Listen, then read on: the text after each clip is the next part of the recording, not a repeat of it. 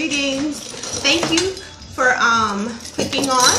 And this is Dropping Gems Live with Keisha Christian. I am the CEO and owner of Keisha's Gems LLC, where we make and create holistic products for the soul and mind. Thank you so much for joining us. Today I will be talking with Venice, or Venice I should say, Richards. She is the founder of PINKNSEXY.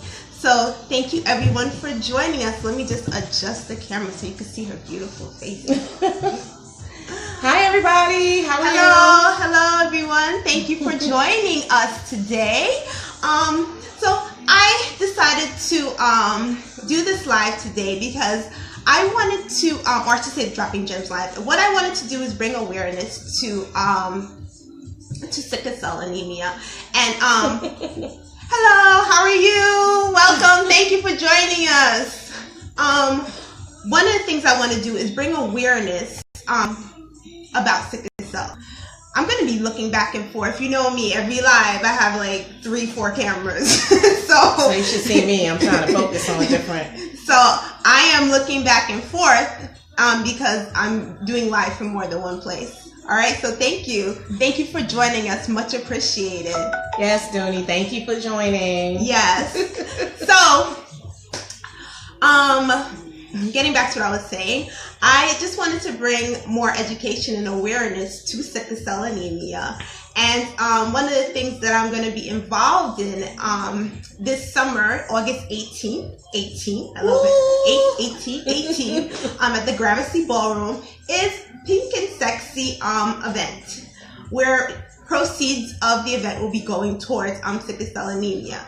And today I have my dear friend Venice. That's my girl right here. I have my dear friend Venice, who I will be interviewing. So can you tell us what exactly is sickle cell anemia? Well, sickle cell anemia is a disease that affects 100,000 African Americans in the United States. It's not just a disease that affects African Americans, however, it also affects a lot of people internationally as well, from different cultures. And basically what sickle cell does is it's a mutative disease.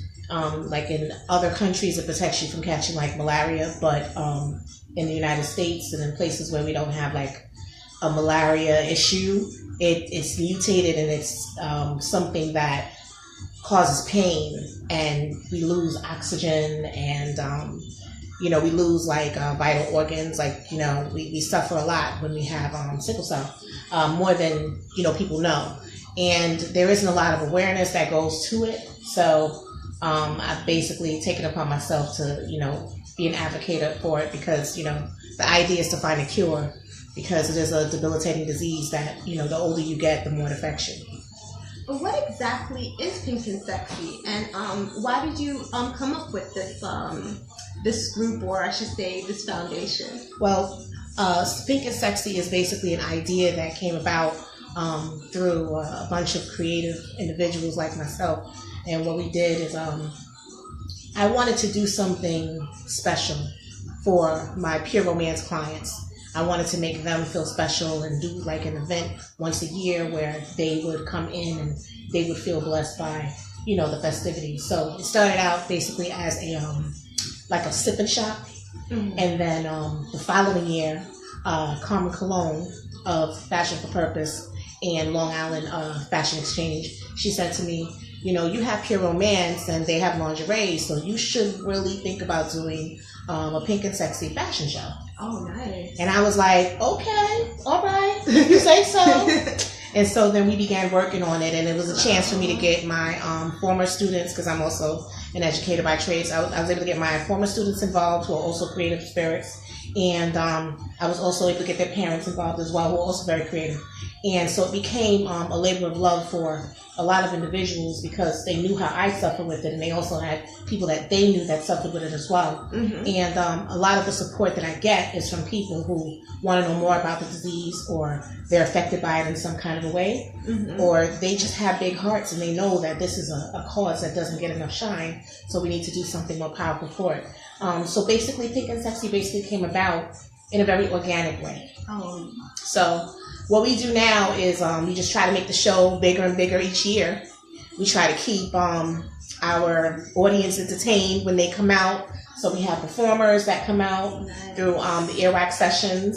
And we teamed up with, there's a lot of people that we network with behind the scenes to make it a really big event.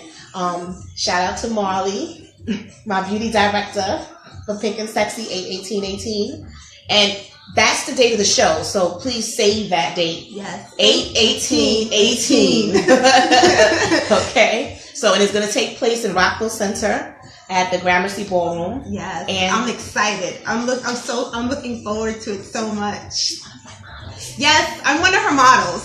I actually got picked. I couldn't believe it. And when I told Venice I wanted to model, I had to I didn't know I had to walk down. I had to go for audition. I just thought I could just show up. Nah. No, I had to walk and take pictures. It's like a big deal. So that was a good experience for me. And she has a runway coach for us and all that. I'm just excited about it. Yes. It's a different experience for me. Oh yes. Oh yes. I'm trying to make sure that it's something that anyone who's involved with, that they're going to walk away from it with a great experience, because we're doing it for charity, and we're doing it to, make sure that we make people aware of how powerful a disease this is. It's not something to sneeze at. It's not something small. It really does affect people's lives in a very profound way.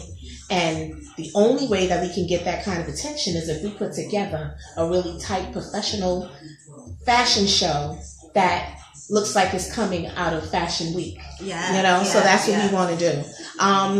And the one thing I do want to say is the reason why it's a Long Island event is because there's no representation on Long Island for sickle cell.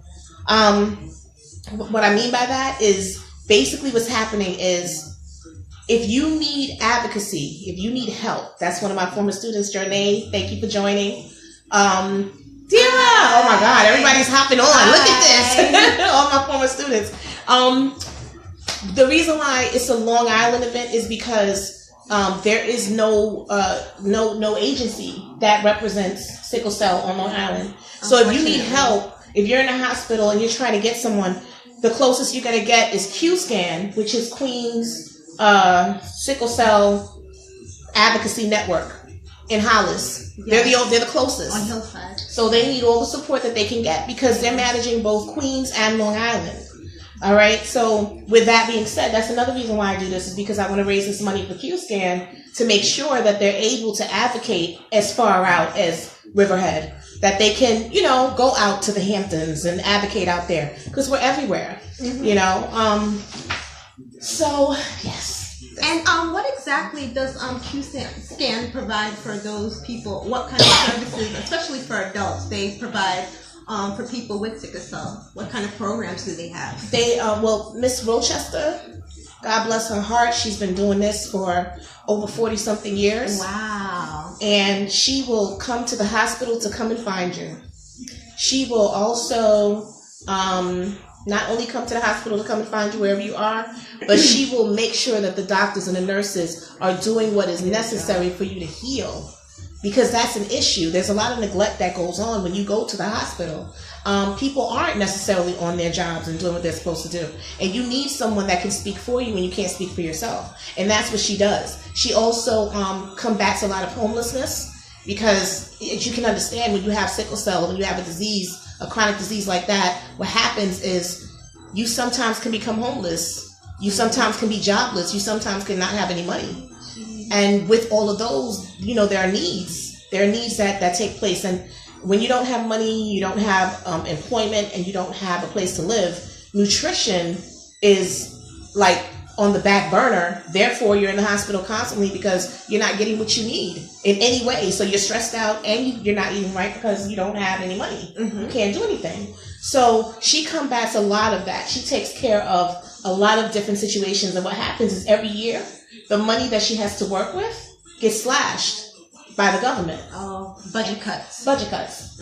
And so that's where people like you and me come in, where we can say, okay, let's put together an event and let's try to raise some money. Let's do something where we can donate some money to the cause so that she can help continue to do what she does, which is helping families that have sickle cell.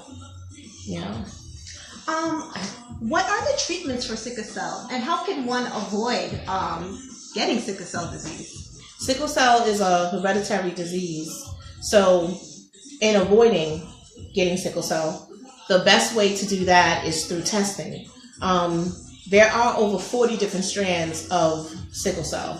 So it is possible that one could be tested for sickle cell disease and sickle cell trait, and it comes back negative. But they still have it because there are 40 different strands. There's thalassemia, there's beta, B, there's a whole bunch of different types of strands of the same disease. I never knew that. And wow. So, like for example, my mother, she never tested positive for sickle cell. But my father's side of the family obviously did have sickle cell and tested positive on that side.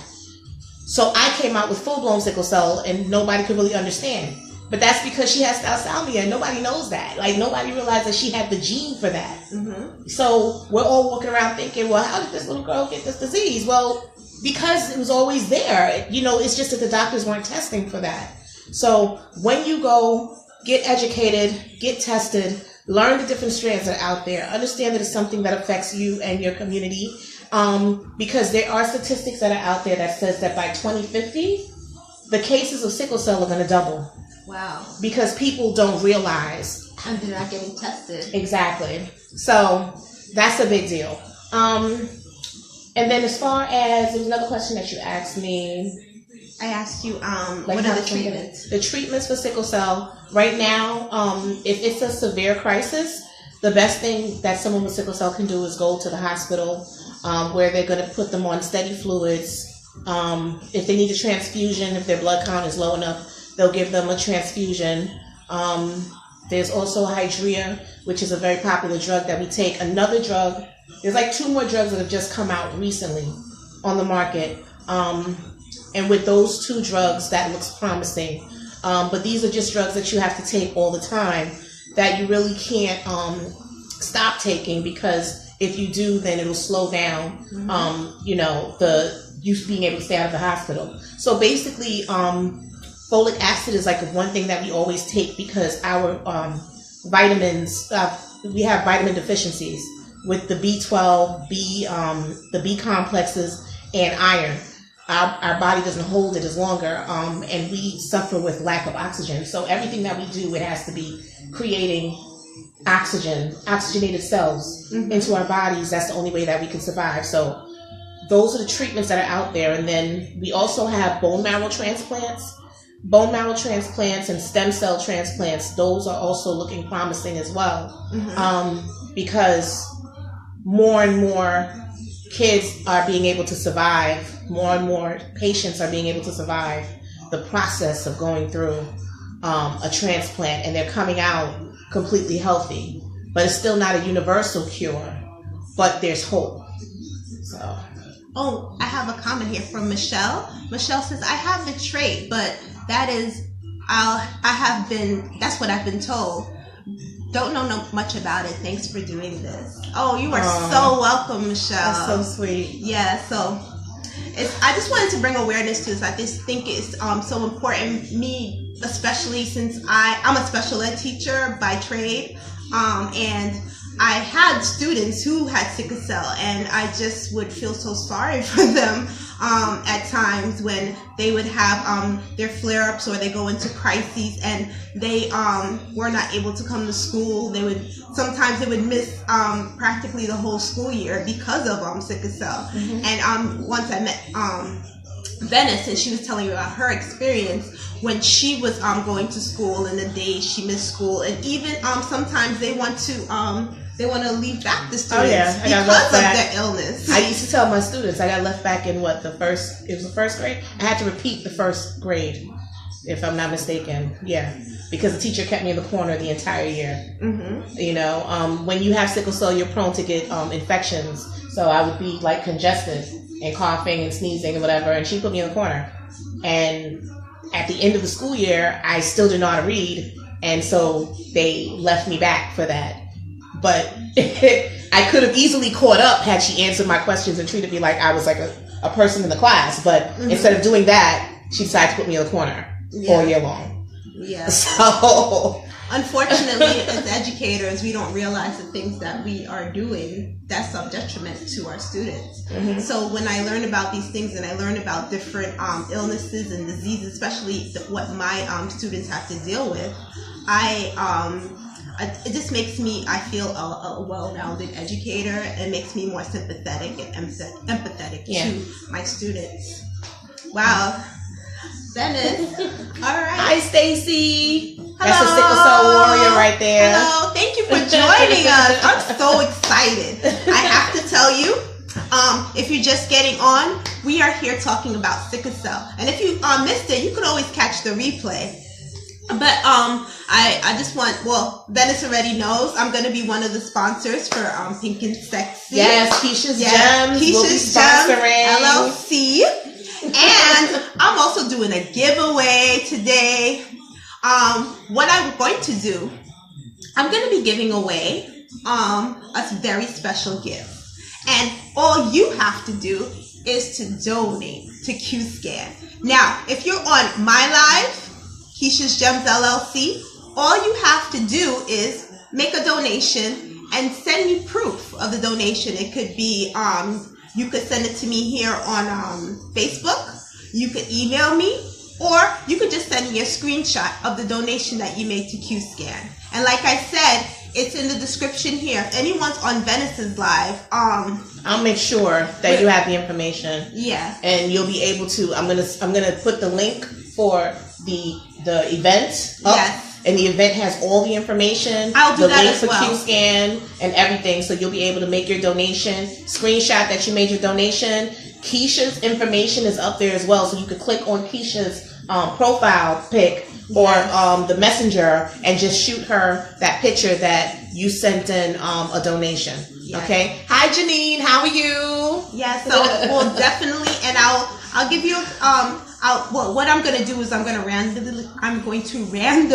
select someone, and the person that I select will be winning a free prize from Keisha's Gemz. I'll be sending it to you. All right. She has some nice stuff too. Yes. All right. Well, Keisha, thank you so much for doing this. I really appreciate it. You are so welcome. You are so welcome. The QScan members, they work really, really hard. Yes. And, every dime counts. Every dime counts. I would say that. And so this is just a great way in which to just keep everything going, Okay. Thank you. I'm glad. I'm happy. I'm happy to see that you're good. I haven't heard from you in a minute, Janine. All right. Yes, but thank you so much for those of you who have joined us. And if you're catching the replay, thank you so much for tuning in. This is Dropping Gems Live, and thank you for joining us. You have a beautiful, wonderful evening. Peace and blessings to you. Bye. Bye. Bye.